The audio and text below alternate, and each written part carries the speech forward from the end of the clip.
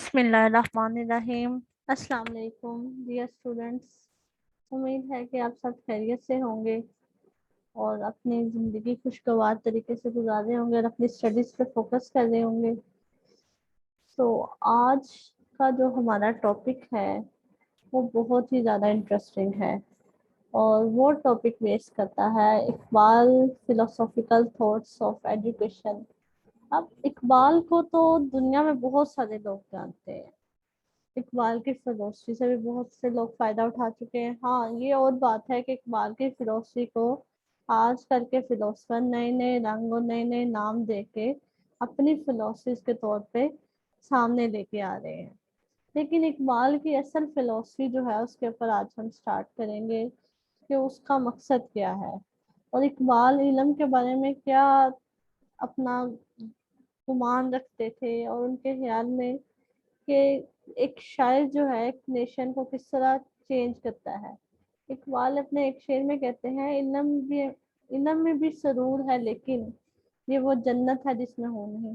وہ کہتے ہیں کہ علم میں اتنا سرور ہے، اتنا نالج ہے، اتنی ڈائیورسٹی ہے نا کہ لیکن یہ ایک ایسی جنت ہے، کیونکہ آپ کو پتا ہے جنت میں تو ہر چیز ہوگی، ہر چیز جس کا ہم اندازہ بھی نہیں کر سکتے، لیکن یہ ایک ایسی جنت ہے جس میں خون نہیں ہے، جو علم ہے، جو آپ کا نالج ہے، جس میں کوئی اٹریکشن نہیں ہوتی ہے، لیکن آپ کو چیزوں میں یہ اپنے آپ کے اندر ایسی اٹریکشن خود ڈیولپ کرنی پڑتی ہے۔ اسی طرح اقبال کی ایک اور اسٹیٹمنٹ ہے، nation are born in the heart of poets, they prosper and die in the hand of politician. وہ کہتے ہیں کہ جو قومیں بنتی ہیں نا وہ شاعروں کے دلوں میں بنتی ہیں اور جنم لیتی ہیں، لیکن جو وہ مر جاتی ہیں وہ کس کے ہاتھ میں مرتی ہیں؟ آپ کے پولیٹیشین میں۔ اب اگر ہم پاکستان کا کرنٹ سچویشن میں دیکھیں تو ہمارے ملک کے ساتھ یہی ہو رہا ہے کہ ہمارے ملک کے پولیٹیشینس کے ہاتھوں ہمارا ملک تباہ و برباد ہو رہا ہے، جو کہ اللہ نہ کرے کہ ان کے ہتھے چڑھے، کیونکہ ہمارے ہاں آج کل تو وہ کوالٹی کے شاعر بھی پیدا نہیں ہوتے جس طرح کا اقبال تھا۔ اقبال کو تو یونیورسل لیول پہ اقبال کانفرنس ہوتی ہیں، اقبال سیمینارز ہوتے ہیں، اقبال کے اوپر لوگ پڑھتے ہیں، اقبال کو اقبال سے استفادہ کر کے نئی نئی چیزیں جنریٹ کریں۔ ہم لوگ ہیں جہاں سے اقبال کی بیس ہے، ہم اسی کو چھوڑ کے ہم باہر لگے ہوئے ہیں۔ اب آپ کی نظر میں جو بھی اقبال کا میننگ ہے، آپ جس طرح آپ اقبال کو سوچتے ہیں رادر کہ وہ اقبال نیشنل پوئٹ ہے پاکستان کے، ایک بہت بڑے فلاسفر تھے، نظریہ پاکستان نے دیا اقبال نے، بہت بڑے تھنکر تھے، اس سے ریلیونٹ اگر آپ کچھ سوچتے ہیں نا اس سے اوے جا کے، تو وہ ہمیں کمنٹ سیکشن میں بتائیں کہ آپ لوگ کیا سوچتے ہیں اقبال کے بارے میں۔ اب اگر ہم اقبال کی فلاسفی کے اوپر آئیں تو اقبال فلاسفی کو کہتا ہے کہ وہ اسپیکٹ آف ہیومن لائف ہے، جو ساری زندگی انسان قدرتی طور پہ کام کرتا ہے، جو ایکٹیویٹیز انجام دیتا ہے، وہ کیا ہے؟ وہ فلسفہ ہے۔ اور وہ کہتے ہیں جو اس کی جو روشنی ہوتی ہے وہ کس لیے ہوتی ہے، فلسفہ کا علم ضروری کیوں ہے کہ آپ اپنے problem of life and human destiny کو جو ہے نا وہ اچیو کریں اور اس کو پھر اپلائی کریں اور اس کو ایک فلاسفی آف ایجوکیشن بنا دیں، یعنی کہ اپنے لائف کے پرابلم کو اٹھائیں اور ان کو انڈلج کریں اپنی ایجوکیشن کی فلاسفی میں۔ اور یہ دونوں کنسرن جب ہوں گی تو یہ ہیومن لائف کا پرپز بھی بتائیں گے، ایک کمیونٹی بھی ڈیولپ کریں گے، ایک انوائرمنٹ بھی بنائیں گے، اور یہ کیا ہوگا؟ Problem of values. جب ہم کسی بھی پرابلم کو ایڈریس کرتے ہیں، ویلیو دیتے ہیں، مطلب ہم اس کا سلوشن ڈھونڈ رہے ہیں، اور جب اس کا سلوشن ہم ڈھونڈیں گے تو ہمیں اس کا ویژن مل جائے گا کہ ہم نے جانا کس طرف ہے۔ تو اقبال کہتا ہے ہیومن ڈیسٹینی جو ہے نا وہ فلاسفی کے اندر چھپی ہوئی ہے، فلسفے کے اندر چھپی ہے، اور وہ کون سا فلسفہ یا فلاسفی ہے؟ Philosophy of education. اب اگر ہم اقبال کا مقصد جانیں کہ اقبال کا ایم کیا تھا الگ سے فلاسفی لینے کے لیے، حالانکہ اس سے پہلے ایگزسٹینشلزم تھی، اسینشلزم تھی، پرینیلزم تھی، پریگمیٹزم تھی، آئیڈیلزم تھی، ریئلزم تھی، لیکن اقبال نے ہی اپنے کیوں تھی؟ اقبال سمجھتے تھے جو سب سے ہائیسٹ اور الٹیمیٹ انسان ان کی ایجوکیشن ایفرٹ ہے نا، اگر ایجوکیشن ایفرٹ کو ہم سوشل ایفرٹ میں انڈلج کر دیں تو جو ہمیں اسٹرینتھ ملے گی نا کسی بھی انڈیویجول کی پرسنالٹی ڈیولپ کرنے کے لیے، وہ بہت بڑی چیز ہوگی، جس کو انہوں نے اپنی شاعری میں خودی کا نام دیا۔ اب اقبال خود ہی میں یہی بتاتے ہیں کہ اپنے ایجوکیشنل ایفرٹس جو ہیں ان کو چینج کر دیں، اور سوشل ایفرٹس کو کہ وہ ایک انڈیویجول کو اسٹرینتھ کریں، نہ کہ اس کو گرا دیں اس کے اب مقام سے۔ اب بیس کی بات کر لیتے ہیں کہ اقبال کی ہر چیز کی بیس ہوتی ہے نا، جیسے ایک بلڈنگ کی بیس صرف ایک اینٹ سے شروع ہوتی ہے، ایک برک سے سٹارٹ ہوتی ہے، اسی طرح اقبال کی جو فلسفی کی بیس ہے نا وہ کہتا ہے قرآن پاک ہے۔ اور وہ قرآن پاک کی کس آیت کو اپنی فلسفی کی بیس بناتا ہے کہ اللہ تب تک اس انسان کی یا ان انسانوں کی حالت نہیں بدلتا جب تک وہ خود نہیں بدلنا چاہیں گے۔ ظاہر سی بات ہے اگر آپ کے اوپر کوئی ظلم کی جا رہا ہے تو آپ جب تک اس کو آواز اٹھا کے کہیں گے نا کہ بس بہت ہو چکا، تب تک وہ آپ پہ ظلم سے کی جائے گا اور آپ ظلم سے ہی جائیں گے۔ اس لیے اقبال کی جو فلسفی کی بیس ہے وہی بہت بڑی کلیئر ہے کہ آپ نے خود اپنے اندر چینج لانا ہے، اور یہ قرآن پاک کہتا ہے، اس میں اللہ کہتا ہے، اور اقبال اسی کو بیس بنا رہے ہیں۔ تو سوچے جب اللہ کی ہم ٹیچنگ پہ، قرآن کی ٹیچنگ پہ جائیں گے تو ہم کتنا آگے جا سکتے ہیں۔ اس نے تو ہمیں رائٹ ویز بھی بتا دیے، رانگ ویز بھی بتا دی۔ اب ہمارا مقصد ہے، چوائس ہمارے پاس ہے، فریڈم ہمارے پاس، ہم نے کون سا وے چوز کرنا ہے۔ اس کے بعد اگر کریکٹرسٹک پہ آئیں تو اقبال کی فلسفی کے ایٹ لیسٹ 20 پلس بھی ہے کہیں، لیکن موسٹ اپروپریٹ جو ہے نا وہ 14 کریکٹرسٹک ہے۔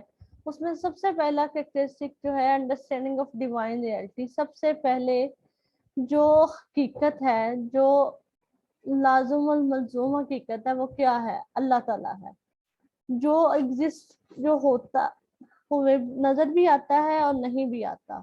تو وہ اقبال کہتا ہے سب سے جو پہلا جو سٹیپ ہے نا اپنی خودی کو جاننے کا، وہ یہ ہے کہ آپ اللہ کو جان لیں۔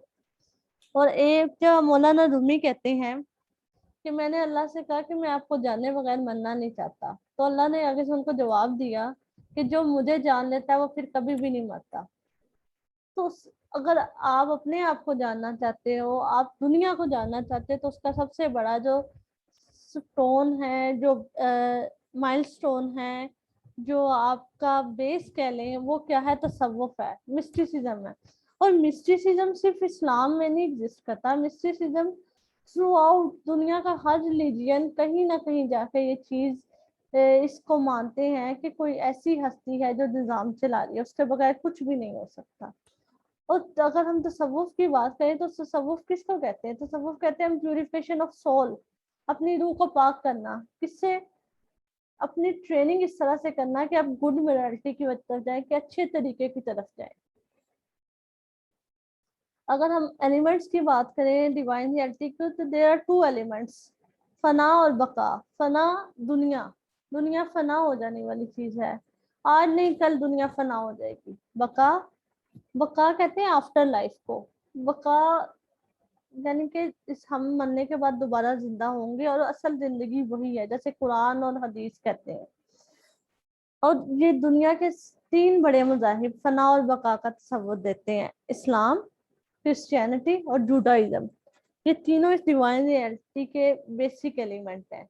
اب فنا اور بقا کو اگر ہم ایکسپیرینس کریں، تھوڑا ڈیٹیل میں جائیں، تو یہ فنا کیا ہوتی ہے کہ انسان جو ہے وہ اس کی جو کانشیس ہے، اس کی سیلفنس ہے، وہ ایک دن ختم ہو جائے گی، ڈس اپیئر ہو جائے گی۔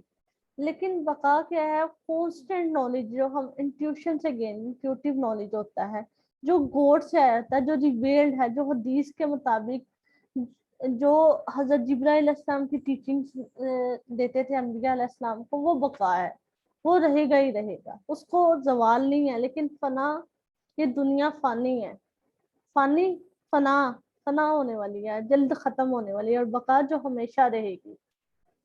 اس کے بعد اگر ہم بات کریں کائنڈز آف ڈیوائن ریئلٹی کی، کہ پہلے تو ہم نے ایلیمنٹ پڑھے کہ کون کون سے ایلیمنٹس ڈیوائن ریئلٹی کے، اب ہم کائنڈز پڑھیں گے۔ اس میں سب سے پہلے آتی ہے سیلف نیگیشن، اپنے آپ کی نفی کرنا۔ اب اپنے آپ کی نفی کرنے سے مراد یہ ہے کہ اپنی ذات مرنے سے پہلے مر جانا۔